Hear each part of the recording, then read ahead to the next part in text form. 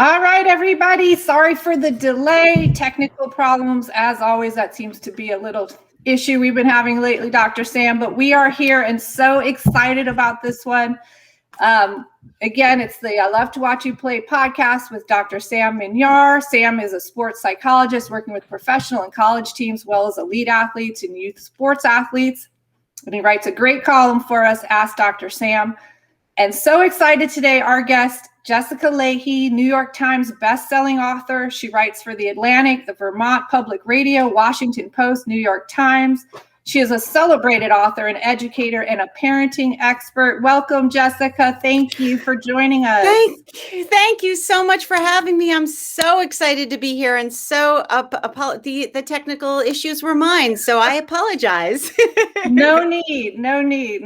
We're so excited. I've been a big fan of yours.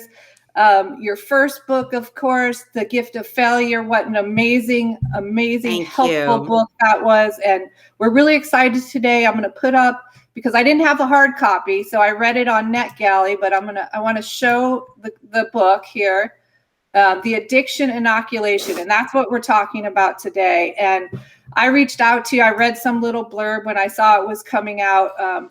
It's definitely something I wish I had early on. I have teenagers now, and you say that a lot and talk about that a lot, but it's really sort of a blueprint for how to help parents and parents watching this. If your kids are young, you need to get this book, because I feel like I've kind of just been, free falling about how to handle this stuff. And so it's amazing. But why don't you tell us the real personal project of yours as well, starting with the first chapter, but what made you decide to write this book? So I have basically the coolest job in the world, which is I get interested in things and then I get to go really deep into the research. I am a research geek. I love the research and essentially find answers to the questions that I want. I mean, when I write about education, being a teacher, that's, what I do. When it came to Gift of Failure, essentially I wanted to understand how overparenting and doing too much for our kids, how that affects their motivation and learning. So that's what that book was about. And then in 2013, I got sober after needing to get sober for a while. And, my focus, all of my energy had been on sort of protecting my own right to drink and hiding it from everybody. And then suddenly, I got sober, and about a year in, I started teaching in a drug and alcohol rehab for kids. And between my own kids and wanting to sort of figure out, when people say substance abuse is preventable, what do they mean by that? Like, what does that phrase actually mean? And then looking at my students who were in my classroom because they already had an issue with substance abuse, what could have been done differently for them? And over the 20 years that I taught, I had lots of students, including one in particular, Georgia, who's named in the book, and that's her real name. She really wanted to do this under her own real name. That's interesting. She's an adult now, obviously. I just really wanted to understand what it means when we say substance abuse is preventable. I wanted to know what the myths are. I wanted to know what the realities are. And I'm married to a statistician. So essentially, I spent, a couple of years just dissecting the research to figure out what's real, what's not, what we romanticize, what the real numbers are, that kind of stuff. So it was about, my kids came into this world with a genetic predisposition for this, from both sides of the family, by the way. My husband and I both have it on both sides, our maternal and paternal sides. So for me, this is not just, an abstract concept. This is, what do I do now for my teenagers? And it's funny you say you wish you had this earlier. So do I, because now things are slightly different. My now 22-year-old, there were different standards in our house than there are now for my 17-year-old. And my 17-year-old is not exactly thrilled about that. But as I say over and over again with Gift of Failure, the best we can do is model for our kids what we want to see in them, which is to do our best when we find out we've done stuff wrong, and there's evidence that we can point to that say, oh, this is how I can do it better, to learn from that and grow as people. So that's what we're doing. And, my 17-year-old is a little miffed with me about that, but that's what makes a good parent. The story you tell about exactly that, giving him a sip of wine as a baby because you wanted his first wine, you know. And I think that's it was something a really nice bottle. It was a really nice bottle. And not a sip, I should say, a taste. Right. A taste on his tongue. Yeah. Right. But that is good for people to hear, that like, just because you didn't start out, maybe, I know I've made, after reading the book, seen so many mistakes I've made, but it's good to know, like, it's not done. Like, it's a constant work and change. And if you change and can figure it out, so can we. Yeah, one of the questions I get a lot is it too late? I've been either with gift of failure stuff, you know, I've been doing too much for my kids. I'm afraid that they're, you know, I've rendered them helpless, or, you know, my kids are teenagers now, and we haven't really talked about substances. Is it too late? And it is never too late. There's really good evidence that shows even once our kids are off at college, they still look to us for good information on health and habits. So no, it is absolutely never too late. As a second child, I empathize with your 17-year-old. So Jess, you talked about this being personally meaningful to you, and obviously that's why you wrote the book. But I think the reason Asia and I were so drawn to this was because we think this topic's important for everybody. So, you know, talk to us about, you know, why should people pay attention to this topic? Why is this important for parents who are listening or who will watch this or listen to this later to pay attention to this topic? Number one, because it is true that substance abuse is preventable. And we have really good evidence to show that over the last decade or so, based on the fact that we've got better at our messaging. We've figured out that like the scared straight messaging and the just say no messaging doesn't work. So we've gotten better in our messaging. And over the past decade or so, the trends have been down. Substance use among adolescents has gone down. And that's fantastic. We did see a slight plateau right before COVID hit. So I think it's going to be really interesting over the next couple of years to see what that looks like. And, you know, what has happened. We know that adults have been drinking more during the pandemic. You know, I'm coming out of this 10 pounds heavier than I went in. So I know I've been eating to compensate during this. So there's that. And then on top of that, you know, as a longtime educator, I knew that a part of this had to do with schools. What are we doing in schools? And only 57% of schools have any kind of substance abuse prevention program. And of that 57%, only 10% are evidence-based. So what are we doing with all of those resources? Well, it turns out the good news, and the reason I'm so optimistic about this, is that we know for a fact there are programs out there that have been proven by independent, you know, not just the programs evaluating themselves, but independently evaluated evidence-based programs that are effective. And they are essentially really good social emotional learning programs with health components. They exist. They're out there. SEL, social emotional learning, is all the rage right now. We know we're going to have to really hit that hard with kids when they come back from this pandemic. So if schools are already using these SEL programs, let's pick the best ones, the ones that have the best substance abuse prevention programs, and put those into place, because we know that even if you look at how much they cost, over the long run, they're going to save us a lot of money. So there's that aspect. I'm an eternal optimist, frankly. I always am about education, and I've been writing about education for a long time. And then the third part of this is, I think a lot of people tend to look at these conversations as being about substance abuse generally in humans. And a lot of people tend to think of adolescents as just smaller, less capable adults. And that is so far from the truth. We used to actually think that the human brain was done developing at 10 because it was at its adult size. But the adolescent brain is not done developing until the early to mid 20s. And the things we do during our adolescence have an incredible impact on the growth and development of the adolescent brain. There is no period of time except from 0 to 2 where the brain is more sensitive to the environment.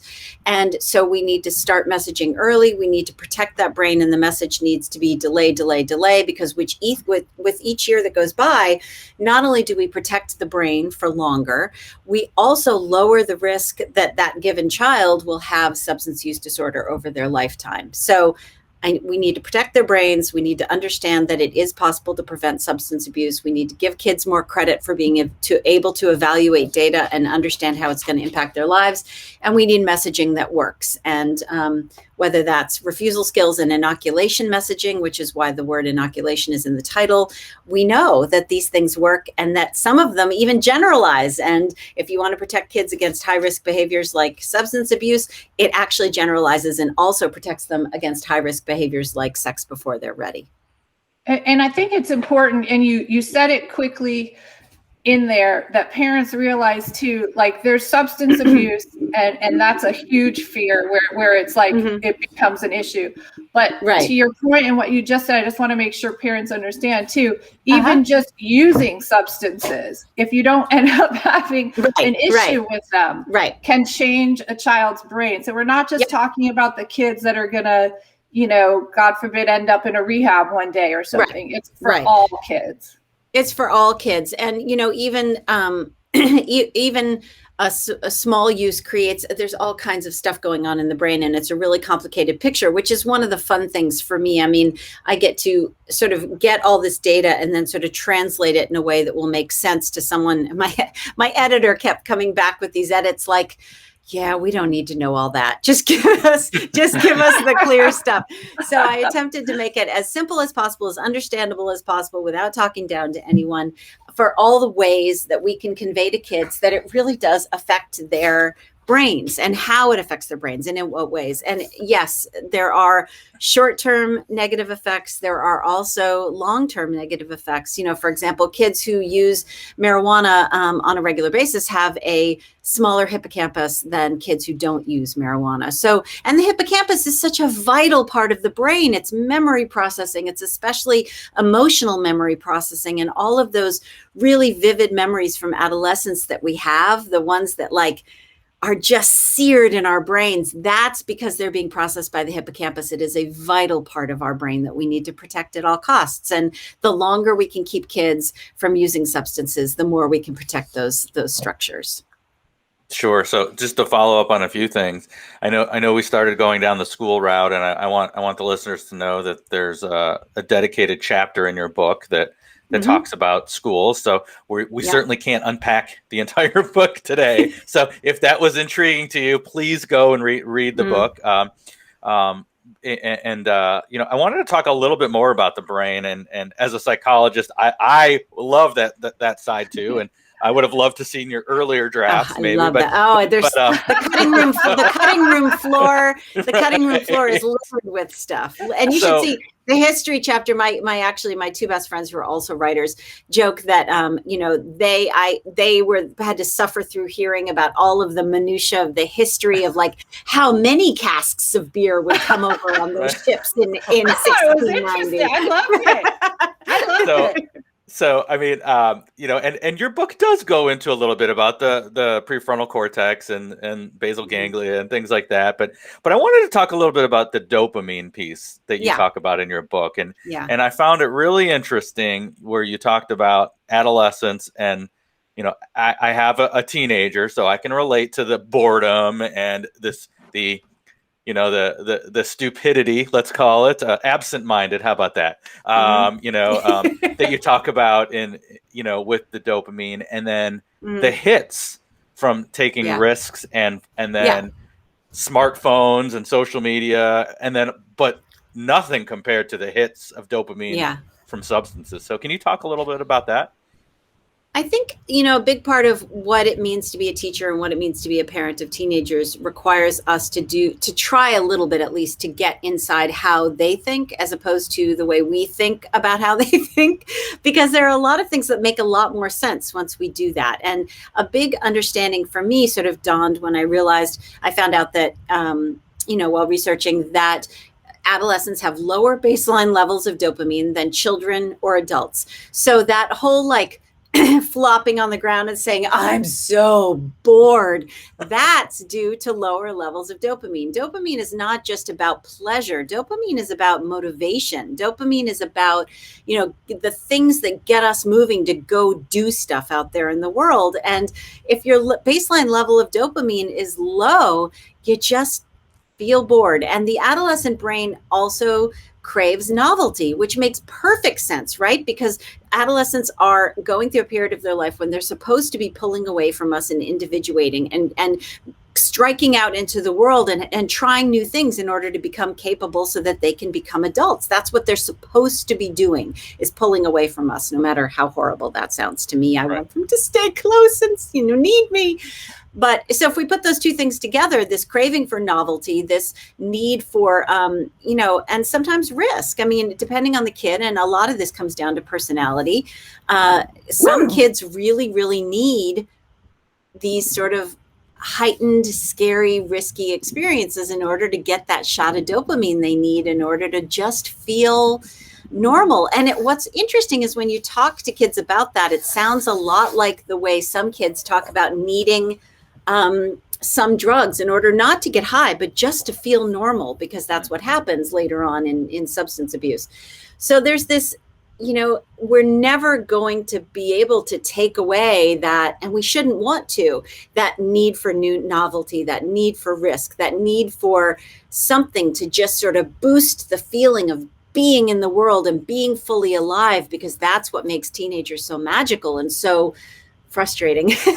And the other thing that we need to also understand about them, and this is of particular frustration, or was anyway to me, so many parents come to me and they say, my kid just doesn't seem to understand the consequences of this, what's going on. And that is not true. Your kid does understand the consequences of their actions, the negative consequences of their actions. It's just that they weigh the positive benefits more heavily.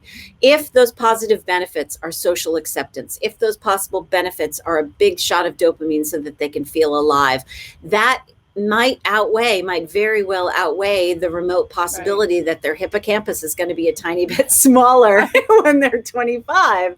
So understanding that is also an important part, because then we can sort of help balance the weighing of those factors, especially if in our family, as we do, we have personal experience with what can happen when you use drugs and alcohol in a way that's going to put you in danger. And, there are lots of ways to do that sort of communication. And then you're right. I mean, Sam, the problem is that drugs and alcohol can fill those receptors in a very, drugs and alcohol, especially like opiates. Yes, we have opiates receptors in the brain, but we're never going to pump out the same amount of opiate to fill those receptors that you could get if you were taking, something from the medicine cabinet. So our natural resources, our natural opiates, the thing we talk about when we're talking about like runner's high, we're never going to be able to get to those levels. But an opiate, you take a prescription opiate and it's going to fill those up and you're going to feel fantastic. And it's like an unfair advantage in the brain. And that's what we're up against when we're trying to get kids. And that's why it doesn't work when we say drugs are bad. Well, why would so many people take them if they're bad? If they're all bad, that makes no sense. So first of all, my kid is going to doubt my judgment and my sanity, and is not going to believe me when I help them understand other aspects of this, or I try to help message about this stuff. So let's start from a place of, yeah, they can make you feel absolutely great, but here's what they're doing. And it's, some drugs not only fill up those receptors, but alter our ability to feel pleasure over the long term. I mean, one of the hardest drugs to sort of recover from is something like crystal methamphetamine, because it actually permanently for a very long time anyway, alters the way we feel pleasure in the brain. And so it can, you can feel like you're stuck in this monotony when you're coming off of a drug like that, because there are just no highs, no lows, no nothing. So that's what we're up against when we're trying to help kids understand the physiology of the brain and why it's so important to delay. Before we move on to like who is at risk, most at risk, and some things that parents can look out for, can you sort of like give us some perspective and the parents with some statistics surrounding like how many kids are using, like how big of an issue is this? Yeah. So what was fascinating to me is there's this concept called pluralistic ignorance that I couldn't believe it when I started reading about it. It turns out that we tend to overestimate other people's interest, other people's investment in, and other people's use. So for example, if I were to ask my 22-year-old son how much his roommates drink, he's going to tend to overestimate their interest in drinking. Or if I were to say, you know, how many people do you think would attend an event at your college that has no booze at it? He will tend to say, no, people won't go because most people will want booze there. So that's an overestimation that we all tend to do. So what's fascinating about that is that the news of actually how many people are interested in drinking or invested in drinking, when we find out the real numbers, they're kind of shocking. In fact, I wasn't even going to put a college chapter in this book because I was so sold on the belief that everyone in college drinks. There's no way around it. Why would I even bother to put that chapter in there? It'd be like Sisyphus. It's just too much, too hard. Turns out 44% of college kids drink. And that was so difficult for me to square with the amount of alcohol that's consumed on college campuses. But that's because a very small sliver of kids on college campuses drink the majority of alcohol on college campuses. Not only that, college kids and adolescents in general don't tend to drink like adults drink. They binge drink. Kids don't, mainly because of sort of availability and just the way they tend to do it. It tends to be binge drinking, which is, more than a couple of drinks at one sitting. It depends on boys versus girls. So that was sort of a shocker to me. And then we start thinking about, on the other end of it, parents tell me, oh my gosh, I cannot believe my 12-year-old, I found out my 12-year-old's been drinking and I just can't even wrap my head around that. He or she is so young. But if kids are going to start using substances, middle school is actually when they start. But they're starting in smaller numbers than we may think. So for example, by the end of 8th grade, only 24% of 8th graders report that they've had more than a sip of drugs or alcohol, or more than a sip of alcohol. So when your 8th grader comes and, reports that they were offered something to drink and that the person who offered it to them said, oh, it's no big deal, everybody does it. It's really great to have the information that no, only a quarter of kids in middle school admit that they've had a drink by the end of middle school.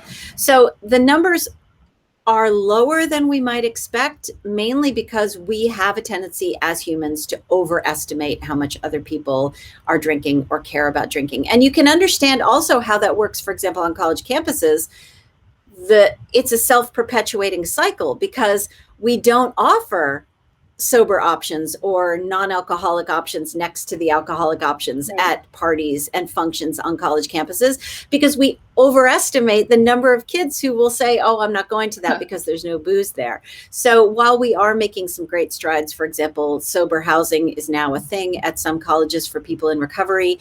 Wellness dorms are very much a thing now. You can get access to your own gym in your dorm, or they'll give kids Fitbits depending on the program.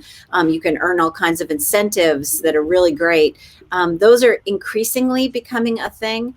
But we still do have this tendency to overestimate drug and alcohol use among adolescents. So, and the longer we can delay it, the closer we can get to what is sort of the average for people who tend to have issues with substances, which is around 10%. If kids start drinking during middle school, they have above a 50% average of having a substance use disorder during their lifetime. And then once they get to 10th grade, it's lower than that. And then once it's like 17%. And then once they get to senior year of high school, once they get to 18, it's back down to 10%. So delay should be the message. And no, not as many kids are using as you think they are. And I lay these numbers out really clearly in the book. Great. Thanks for sharing that. And I think some of it has to do with, how people are defining drinking or using in the research, right? So you can certainly find statistics that say 70% of college students or 80% of college students are drinking, but that's defining, have you had a drink in the last year? What you're talking more about is the more dangerous patterns of binge drinking in college. Right. When we're talking about high school, though, adolescence, which is really what we want to zero in on today, any use is concerning. Right.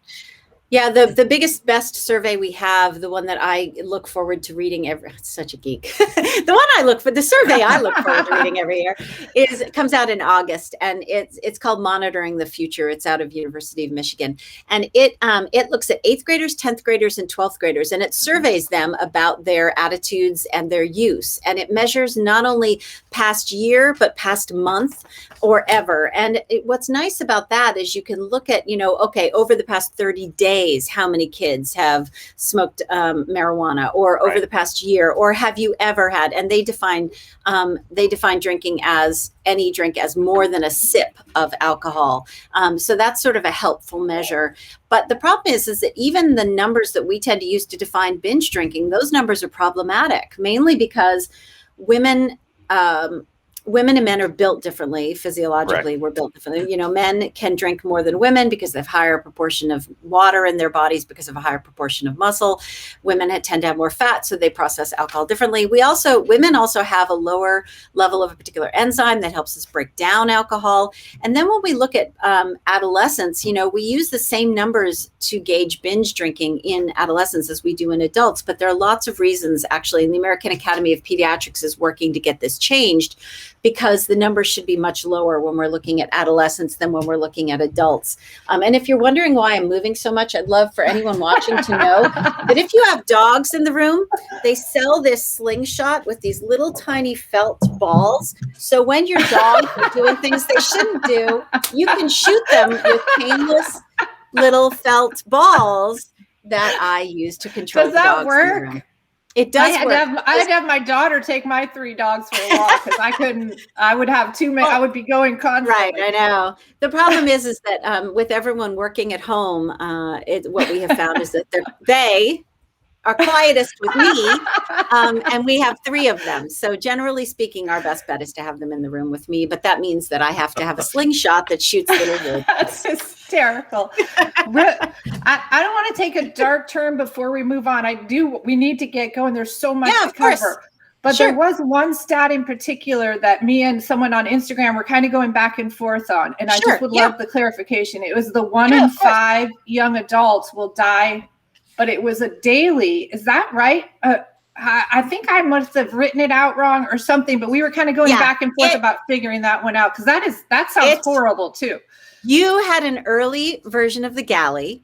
That sentence is no longer in there. It was a missing. It was that was someone. I got that from a source where it was a misinterpretation of some data. So that sentence is not in the book because it is wrong. And so what was so great about that is that sentence was caught because of someone like you who read the early galley and said, oh my gosh, this just doesn't make any sense to me. And I looked at it and I said, oh my gosh, this makes no sense whatsoever. So yes, thank you so much for mentioning that. I was going to say, what I will say is the American Academy of Child and Adolescent Psychiatry has a statistic that if you look at the 15 to 24 year age range, that half of deaths from accidents, homicides, or suicides are drug or alcohol related. Now that's pretty staggering. Well, also, what's crazy to me on the same, because there's so many things that affect teen driving, obviously distracted driving, substance abuse while driving. But get this, when in one study, when a school district changed its school start time to be after 8:30, they reduced the number of accidents, car accidents caused by children, because adolescents not only have this sleep phase delay where they get tired later and it's harder for them to wake up in the morning, but they also, and this applies with alcohol too, I hadn't put these two things together, teenagers don't feel the ramifications, the consequences of not getting enough sleep the way adults do. They just don't feel as overwhelmingly tired as we as adults might. The other thing is they don't feel as impaired. They don't perceive their own drunkenness as being as impaired as they are. So they're more likely to drive while drunk because they don't feel as drunk as their blood alcohol content, in the same blood alcohol content an adult might, which was news to me as well. So that's another reason that, not only is binge drinking, the way they tend to drink, more dangerous, the way they perceive their own drunkenness renders them more dangerous as drivers as well. So for everyone who's watching right now, I know we've had some people coming and going in. Please, if you have questions for Dr. Lahey, please put them into the comments. And we're getting ready to get I'm not a doctor, by the way. Doctor. I'm not a doctor. But you are in my mind. You are in my mind. No, You're a juris doctor. You're a juris doctor. I'm a juris doctor. If we went around started calling counts. Lawyers doctors. Yeah, no, I don't think so. Not quite. A doctor, you have a doctor of parenting. So definitely, you guys, please put some out there. We're getting ready to talk specifically about athletes, but before we do, let's get to so I think the Chris Herron story that you shared, and I think you were actually there to hear that, but what he says about we focus on the worst day of the kids and their abuse problems and forget the first day. And so it's that first day that we're kind of here with you talking about, trying to figure out. And I know I did with two sides of our families with alcoholics, and now we have a divorce. We have a lot of these things, but can you talk a little bit about some of these markers and early predictors? And obviously they're not across the board always 100%, but share that a little bit. Yeah, Chris Herron, does a lot of speaking in schools, and I'd heard just how compelling he can be. And so I went to go see him speak at a school, and he is absolutely riveting. He was he was one of the Boston Celtics. He grew up in Fall River, Massachusetts, and he became addicted to opiates. And actually, there's this one stunning moment that he talks about where he's in his warm-up gear, getting ready to play, and he's withdrawing from opiates, and his dealer couldn't get there in time. And so Chris was actually in his warm-up gear outside Boston Garden on the street, waiting to intercept his dealer on the street so that he could get the drugs from his dealer in his Celtics warm-ups at the end. I'm from Massachusetts, so the Celtics are my team, and that, imagine that. And he ended up actually in an accident that nearly killed him. He drove in a very New England style, actually drove into the side of a Dunkin' Donuts, which I think is just, too good. Perfect. But Chris is so fantastic, because what he does is when he talks to kids, he's like, look, what I'm concerned about is why you feel you are not enough in that moment when you're down in the basement with your buddies, what it is about you that makes you feel like you can't just be who you are. And that, in a nutshell, is my entire adult career. Like, how can we make kids feel like they are enough to present themselves to the world? How do we help them develop their inner voice so that they feel strong and they feel like they know who they are?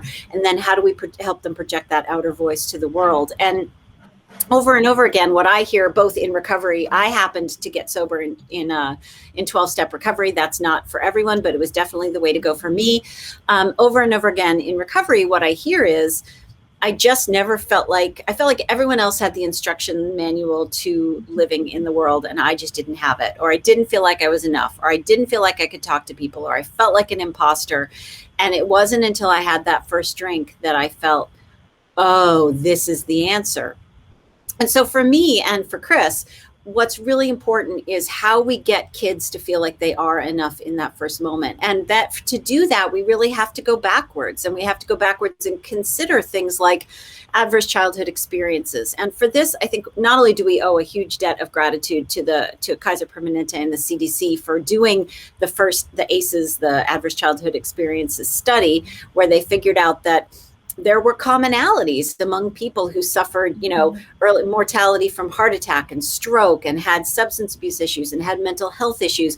And it all goes back to a list of adverse childhood experiences that include violence in the home, substance abuse in the home, one of their parents in prison, sexual assault, all these sorts of things that can happen in the home. And then there's another book called The Deepest Well by Nadine Burke-Harris, and we owe her a huge debt of gratitude because she expanded that list based on her pediatrics practice in California to include a lot of things that, I think once I start saying these things, defenses tend to go up, like, oh my gosh, well, how can you implicate divorce and separation, adoption, as a risk factor for substance abuse? But I don't want anyone to feel shame or guilt for having these things in their family.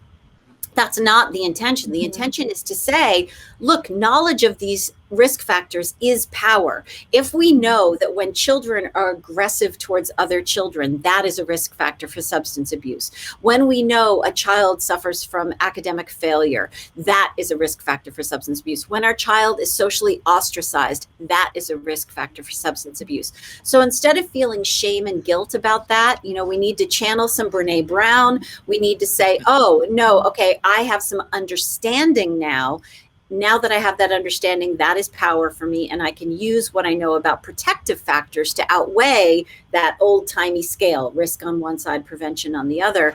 And, my kids came into this world with, we think genetics is about 50 to 60% of the picture. That comes from Mark Shook at USC.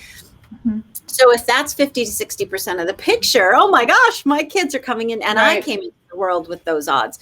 So how do we deal with that? How do we deal with also, on top of genetics, this thing called epigenetics, which is about how our environment causes our genes to express in various ways, for better or for worse? And how do we deal with the risk factors like, the ACEs, the adverse childhood experiences, or trauma, big T and little t trauma, and toxic stress, and academic failure, social ostracism, undiagnosed learning issues. I mean, when a kid has learning issues, not only does that lead to, some academic failure, but maybe also social ostracism. So the earlier we get to them, the earlier we can get to them before they start to tangle up. Like, if we want to know that it was the academic failure that led to these 6 other risk factors, it's great if we can get there early and intervene with the academic failure before it turns into the social ostracism or the aggression or the whatever the other thing is. So those are the big ones: genetics, trauma, academic failure, learning issues that, go undiagnosed.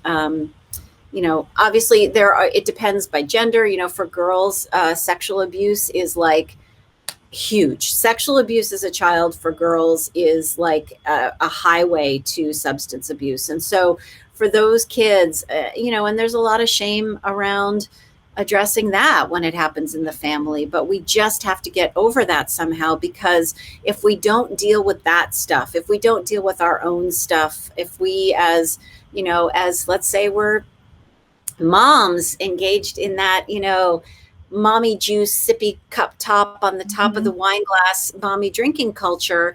And we're, telling our kids that maybe they shouldn't drink until they're 21. But at the same time, we show them that we drink in order to cope with our feelings and our stress around being parents. Right. We're sending them a message of self-medication. And we're also sending them the message that, P.S. kids, you guys are so stressful, I have to drink. I was in a bookstore a couple of years ago and I saw these glasses, wine glasses that said, I teach, therefore I drink. And I've never been so insulted by something in my entire life, because you think about like the career I chose that is, yes, very stressful. Then someone's going to sell a cup that says like, I teach, therefore I drink. It's just on so many levels. It's so bad. Yeah. And people are buying it. Yeah, clearly. So let's, so thank you for sharing some of the risk factors, and we don't want to be all doom and gloom here. And your book is actually about the protective factors and inoculating. And so certainly want to get to that. But I want to talk a little bit about athletes, since the bulk of our listeners and viewers are here because their children play sports. So, so interesting, and your book does touch, in parts on sports, but I also pulled out some research as well that I wanted to kind of chat with you. So one of them, which I found very fascinating, was you talked about the study where they look at the even numbered grades, in high school. Well, so there was one study that looked at 12th graders and found that if you played a sport your senior year, that you were more likely to binge drink over the next 1 to 4 years than if you did not play a sport your senior year. And one of the protective factors you talk about in your book is to get out and exercise. And I always preach exercise for mental health. Yeah. So help us understand, how do you make sense of this? Number one, it depends on the sport. Like it or not, the higher contact sports have higher levels of substance abuse. The big 4 are wrestling, hockey, lacrosse, and soccer. Those are the big, and football, sorry. Those are the big four, although soccer has its issues as well. So there's that. Some sports have lower levels. So for example, like I was loving in the chapter, there's an entire chapter on peers that I think is really important to this conversation as well. There's a kid, now an adult, also his real name is in the book. His name is Brian. And Brian felt it was really, really important that his real name be used in this book because he wants to be an example. In fact, he wants to open his own rehab for kids. Actually, he's studying psychology now to do that. He's an amazing human being.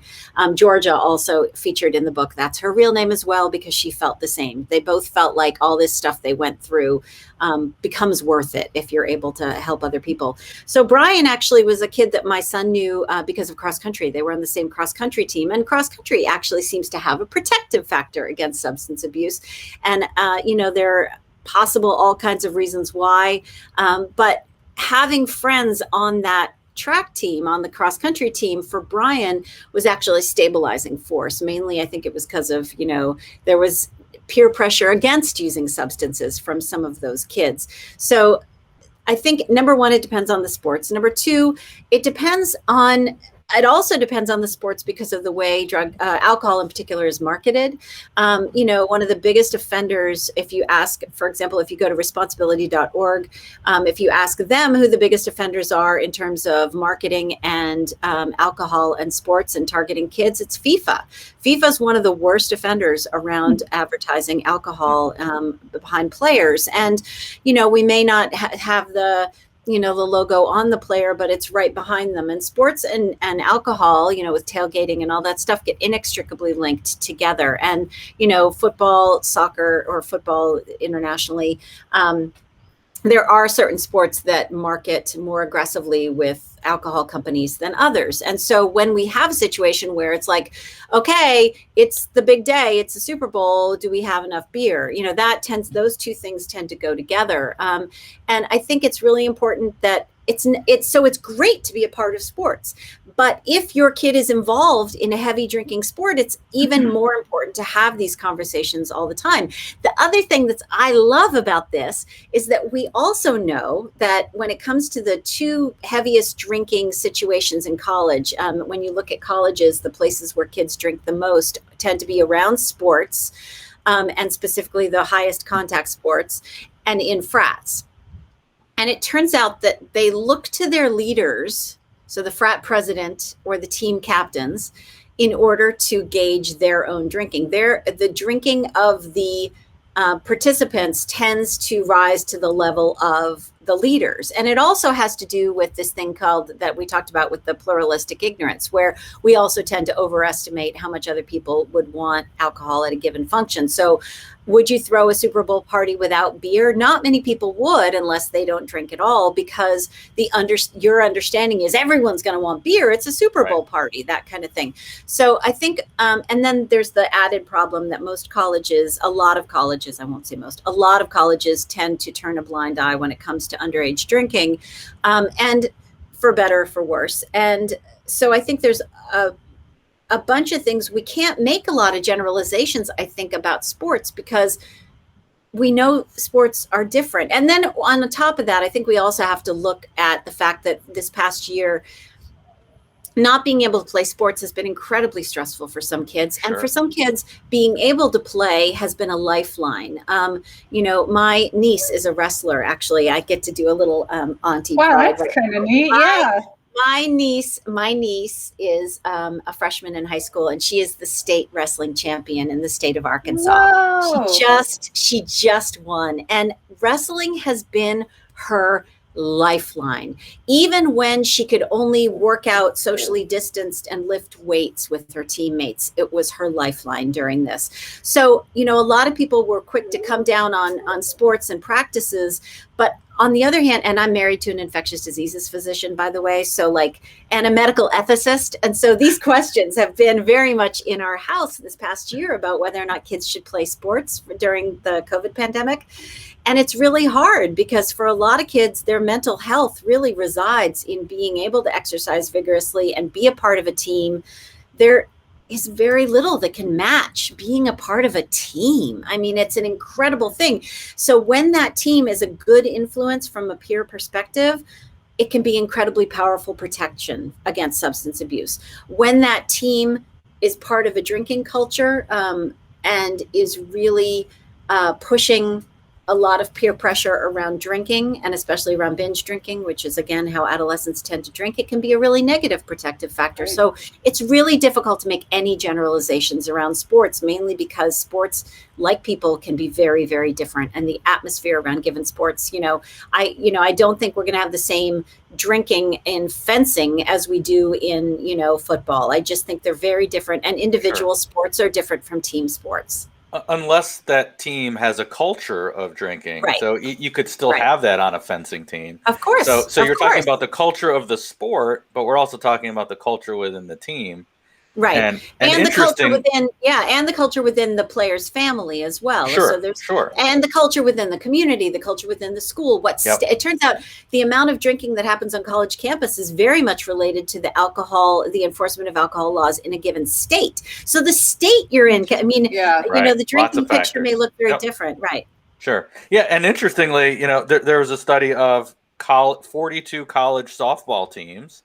And the only factor that predicted whether the team members were drinking, it didn't matter how many times the coach talked to them about it. It didn't matter how much education they had. The only factor that seemed to correlate was whether the captain was drinking or not. So, so again, there's so many factors. Optimistic. That makes me so optimistic. Yeah. That is so much power wrapped up in one person. And if we can help those people shape team morale, the teamwork, the drink, all of it is so wrapped up in this one person. And so, there's a great story that Glennon Doyle tells about, two stories. Glennon Doyle is married to Abby Wambach, and Abby Wambach, of course, one of the most famous soccer players ever.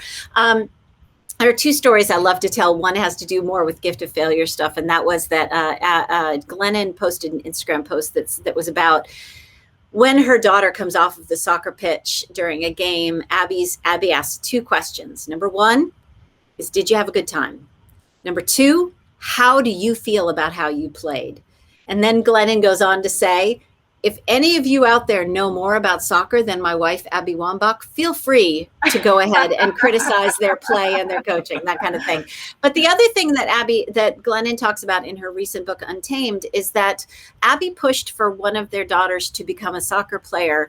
And it wasn't that she actually was the most skilled soccer player. She was taken for this traveling league because the coach saw her as an incredible unifying force in the team. So I think coaches need to think about, when they're selecting players, not just for skill, not just for who can score the most goals, although those things are incredibly important, but for people who have a positive unifying force on the team, or a positive healthy force on the team, and who is teachable. I mean, I think all of those things come together to create an incredible team atmosphere. And as we know, teams who drink a lot are going to be less successful than teams that don't, simply from a health perspective and an endurance perspective and a game day, just feeling on top of your game sort of perspective. So I think, I hope that coaches can start looking at this and realizing just how much power they have to select their team captain, and just how much power the team captain has on the rest of the players in the team.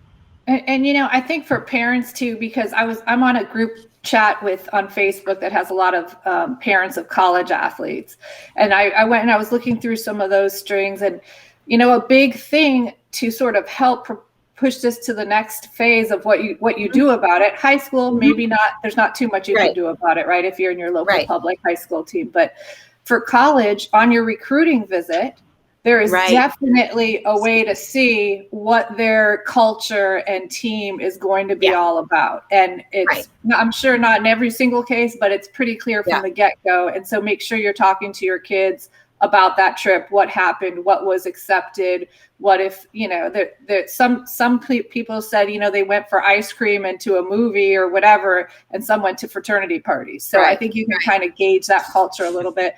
I did want to say, it's unfortunate. I think so many parents, when we start to get our kids in sports, we really want to, and I guess not unfortunate given what we've learned today. It's not completely one way or the other, but part of the reason we do want them to play sports is to protect them and keep them busy, and to sort of like not have them just loose out there running around, doing whatever, getting into trouble. But there is, and also your statistics, I think you mentioned in the book about, it's not even just athletes, but people interested in sports, watching sports. That was fascinating too. I know. Something blew. My book fell out. It was a postcard. It flew off my wall, the windows. This is the first day. Well, see, you have to realize I live in northern Vermont.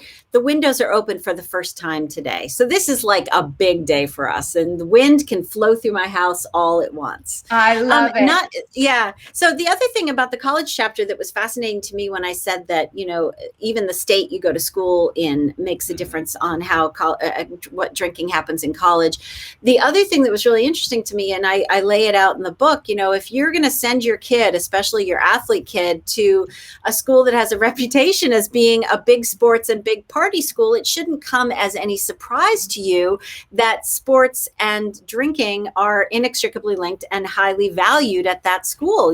When you go to, and the lists are out there, and, it does.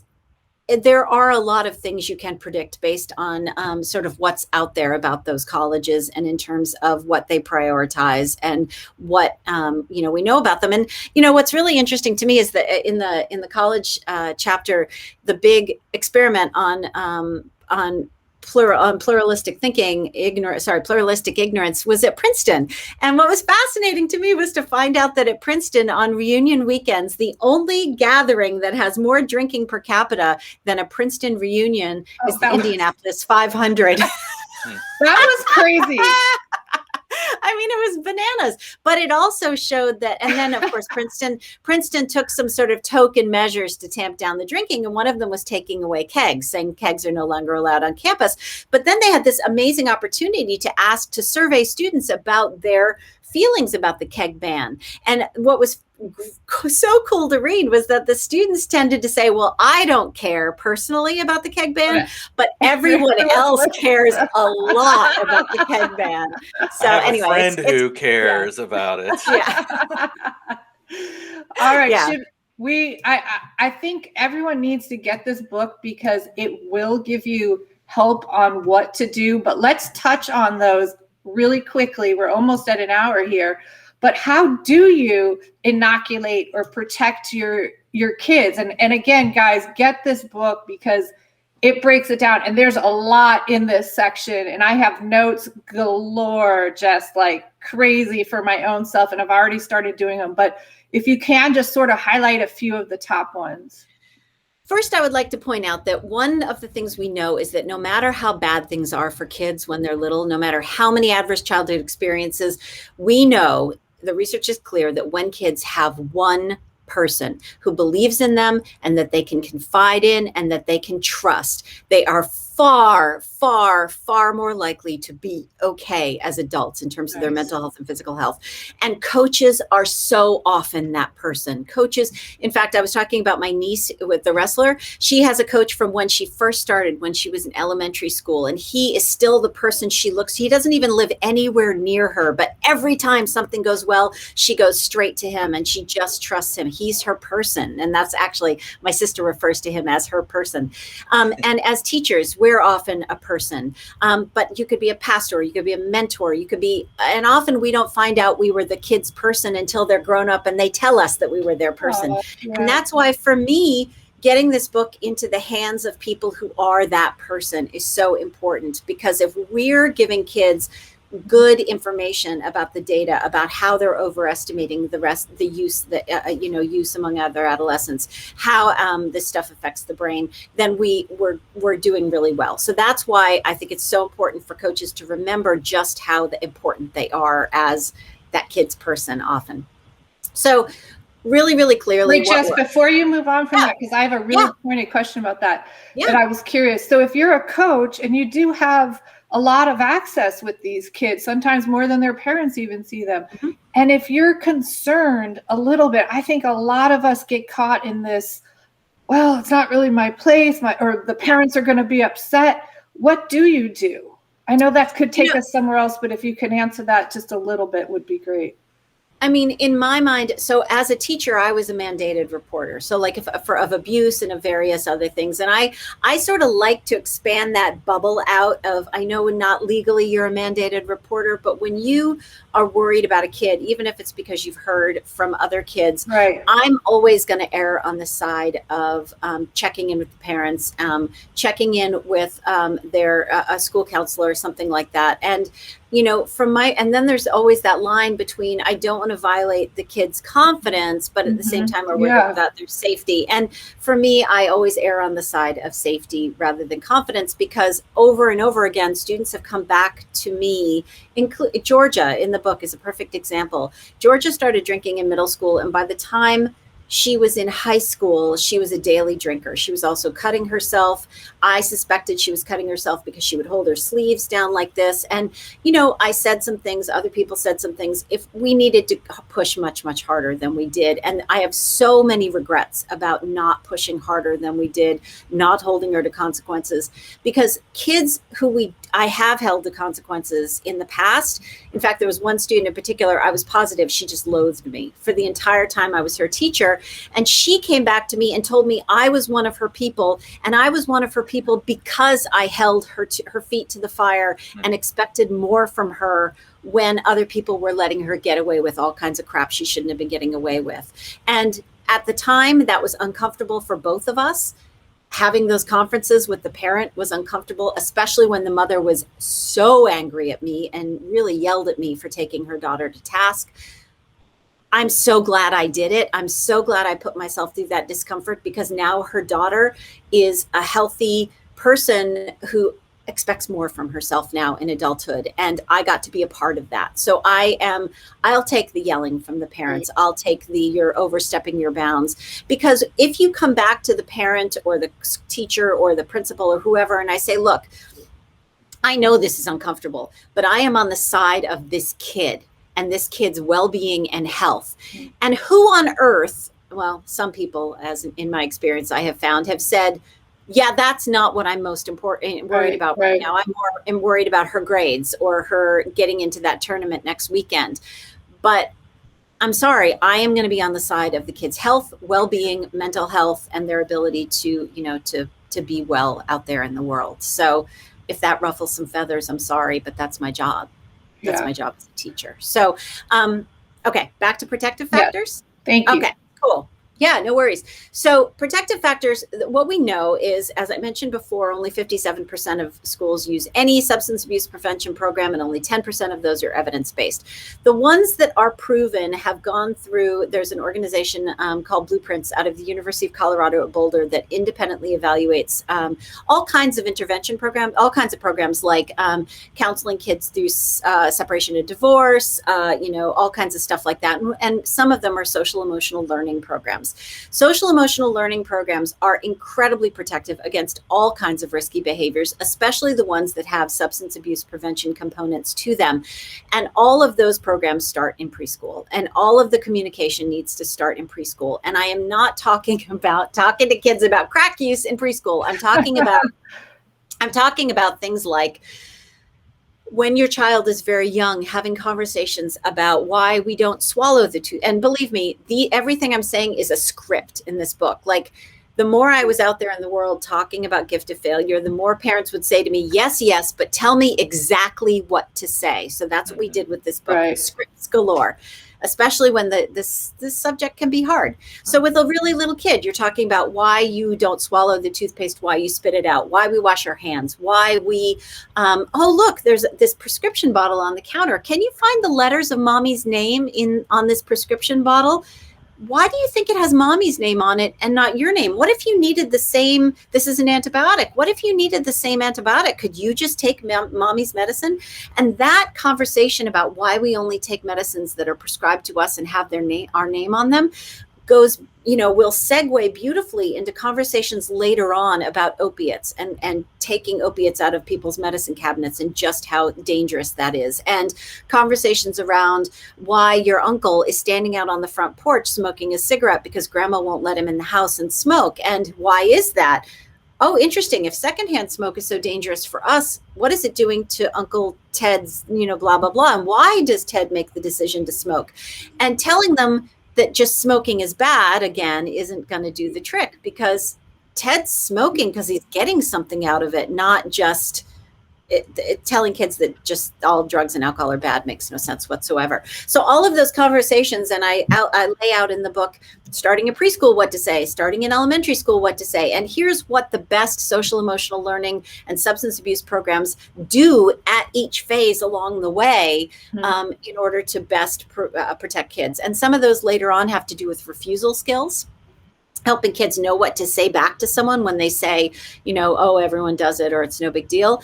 Giving kids exit strategies. I mean, as a woman in recovery, one of the most important things I do for myself is always give myself an exit strategy whenever I go to any outing, whether it's to, a party or whatever, a restaurant where there's a bar, and the other thing I do for myself is give myself permission to offend someone if I feel like I need to leave, if I feel like my defenses are getting low and having a beer sounds like a really good idea. I have to give myself permission to walk away from that. And having conversations around and doing that with kids, having conversations, giving them exit strategies and giving them permission to get their friend pissed off at them leads to a beautiful conversation about what real friendship is and why we have the friends we do and what it is we look for in relationships. I have a friend that now that I'm in recovery has called ahead to functions that we're both going to make sure there are going to be non-alcoholic beverages available for me. And she does that because she loves me. And that's very much a part of the conversation about helping kids have healthy peer relationships as well. Our friends look out for us. They don't do things that are going to be that are going to torpedo us and and work against our best interests. So having a lot of clear communication in the book. I also, and it actually in the excerpt that's at the Washington Post right now, my kids, if they had their way about it, would tell me nothing, right? Because I have a 22 and a 17-year-old that don't want to tell me anything. Yeah. So in the Washington Post excerpt that's up right now, I talk about how I replicated a game of, there's a show called Hot Ones that's hosted by Sean Evans on the First We Feast Network. And he knocks celebrities off their defensive game, their interview game, their well-practiced interview game by giving them increasingly spicy hot wings to eat that he eats along with them. And with each wing, there is a question. And so my husband and I devised 10 questions for our kids, not meant to embarrass them, but meant to get to know them better and understand what makes them tick. And I set up a game of Hot Ones with vegan and regular wings, because we have vegan in the family, and set them up. It was a big secret. And when they came downstairs, and there's pictures at the Washington Post too of what it looked like. And when they came down and saw all those wings laid out with sheafs of paper in front of both of us, they totally knew what was coming, and they were all in. They loved it. We learned so much about our kids. We laughed by the end, we were drinking liquefied vanilla ice cream because it was so painful towards the end. But we were laughing so hard and creating those moments, and New Year's Eve, I don't drink. So New Year's Eve this year, I bought all sorts of painting supplies, and we sat down, all of us at our dinner table, and we had canvases and painting supplies, and we painted and sat around for 4 hours and just talked to each other about stuff while we painted. Sometimes we have to get a little creative, but creating a situation in which we have a place to talk to each other. And that's why one of the most this is oft cited, one of the most powerful protective factors for kids is family dinner. Right. And I don't want parents to feel obligated, guilty, shamed by the fact that they don't have a daily dinner, especially for parents of athletes. Often, practices get in the way of family dinner. Right. But I see family dinner as emblematic of something bigger, of that time when you have to sort of look each other in the face, when you check in with each other.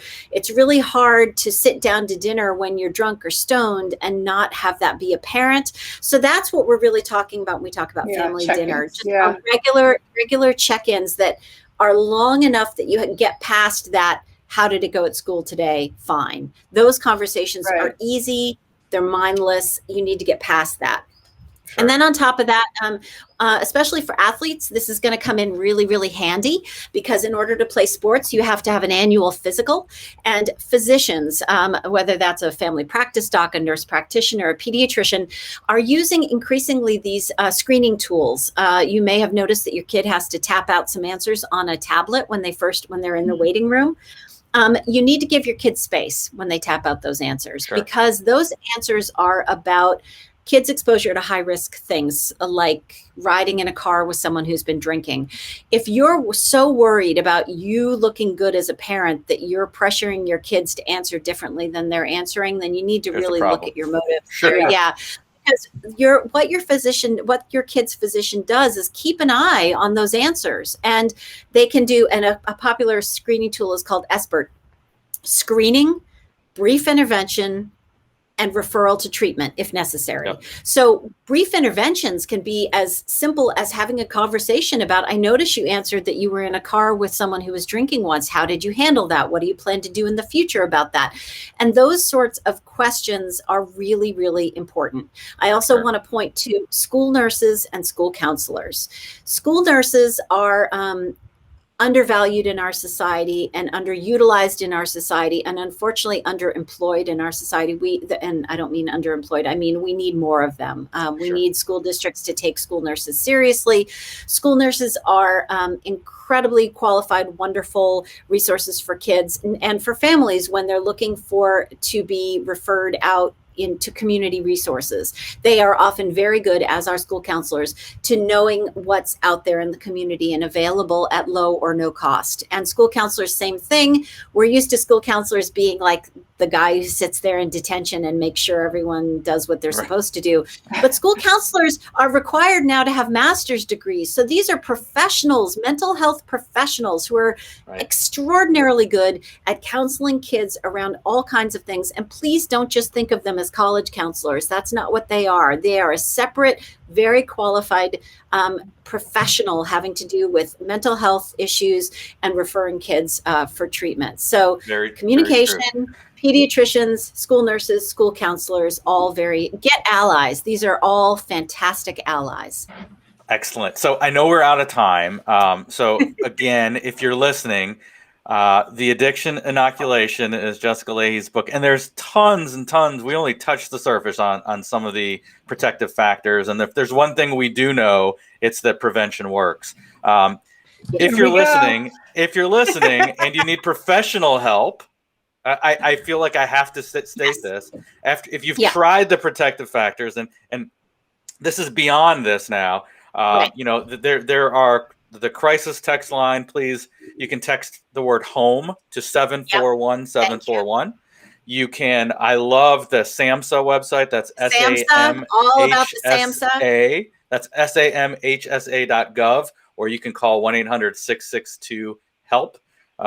Find a therapist, find a treatment center, but SAMHSA really can link you up to professional help. And then if you're trying to track your use, there's a great free app called Quit That can keep track of how long it's been since you've used something or bought something and so forth.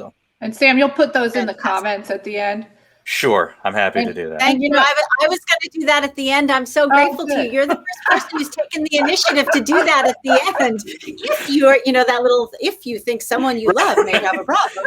Right. Thank you for doing that. I should have done it in a more rapid speech, just like the commercials. But and parents, just a little bit, I'm going to run down a few things that are in this book that you need to read about. Self-efficacy over confidence, huge one that she goes into deeply in this book, and it really resonated. Authoritative parenting style is another one. And so parents, you can read, Jess has it all laid out there. It's really helpful. Scripts, as she explained. Also, a huge overriding one that you started with, having that communication with your child where you're not checking their stuff. And that's a tricky one for me. I started out very like, what are you doing? What? And that it's got, what it's gotten me?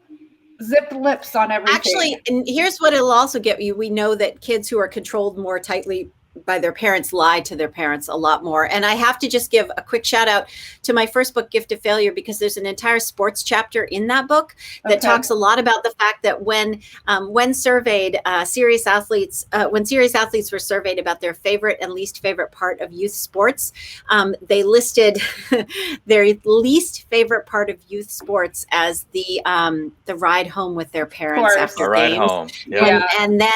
And then they listed their very favorite thing about youth sports is when their grandparents came to watch them play. So let's think about a little bit about what the motivation is of grandparents when they come to watch their kids play, and to try to be a little bit more like grandparents and a little bit less like those parents who critique every aspect of play on the way home in the car. Because I have to say, the way home in the car is a miraculous place to have long conversations, especially if you're on a traveling team and you have to travel long distance. Yeah, you got it. Last point I wanted to make, just because I did reach out to a lot of my friends with athletes. I'm in a lot of different circles and different sports, and just asked them. I wanted to know like firsthand, and they shared some questions I did, and the interesting things that came up, and I just want to point them out, was that stress. They said why athletes would use stress, super high motivator. So parents, we know for a fact that girls tend to use alcohol more often in order to deal with anxiety. And we also know that women with anxiety are more likely to drink abnormally than to drink normally. And athletes in particular, a lot going on, a lot of time management, a lot of stress for performance. They all, and look, this was a small group of my kids' friends. This was not a big study, different sports, different genders, but COVID, they said they've seen a rise in their teammates' use. And the last one, that I thought was kind of encouraging, and I wanted to end on a positive note. Almost all of them said that within their teams, they do try to self-correct their friends. So again, a small sampling of my friends, but I found that sort of encouraging. And again, the Addiction Inoculation, Jess Lahey, we so appreciate you coming on. You're amazing, and we could have you on for a number of different topics down the line, but we really, really appreciate your time.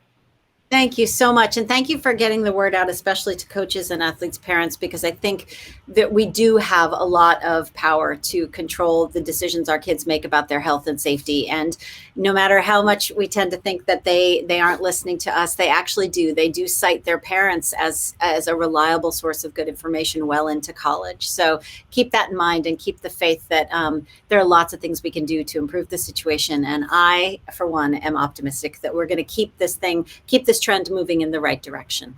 Perfect. On that note, all right, guys, have a great day, and till next time. Thank you so much. Bye.